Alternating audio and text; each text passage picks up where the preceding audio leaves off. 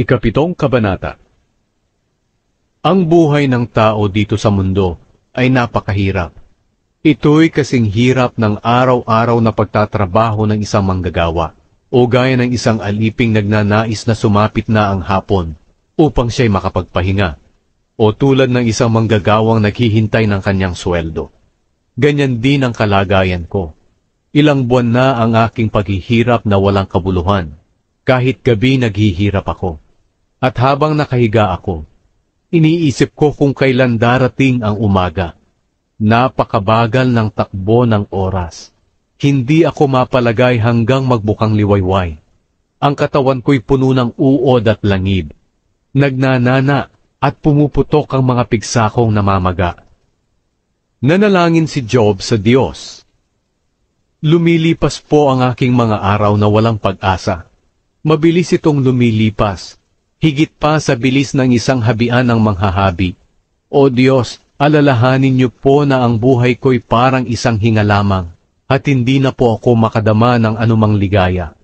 Nakikita niyo po ako ngayon, pero sa huli ay hindi na. Hahanapin niyo ako, ngunit hindi niyo ako matatagpuan. Kung papaanong ang mga ulap ay nawawala, at hindi na nakikita, ganoon din ang mga namamatay. Hindi na sila nakakabalik pa.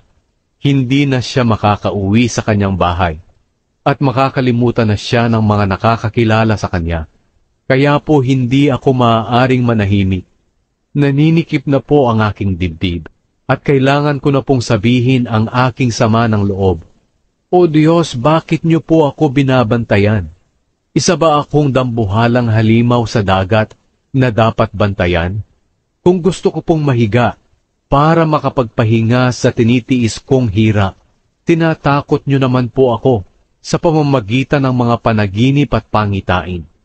Kaya mas mabuti pang sakalin na lang ako at mamatay, kaysa mabuhay sa katawang ito.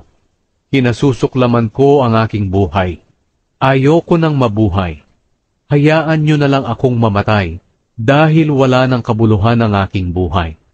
Ano po ba ang tao para pahalagahan at pagmalasakitan niyo ng ganito?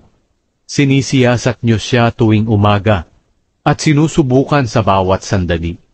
Kung maaari, hayaan na lang muna niyo ako kahit sandali lang. At kung nagkasala naman po ako, ano po ang kasalanang nagawa ko sa inyo o tagapagbantay ng tao? Bakit ako ang pinili niyong pahirapan? Naging pabigat po ba ako sa inyo? Kung nagkasala po ako sa inyo, bakit hindi niyo na lang ako patawarin? Hindi na rin naman magtatagal at papanaw na ako. At kahit hanapin niyo ako, hindi niyo na ako makikita.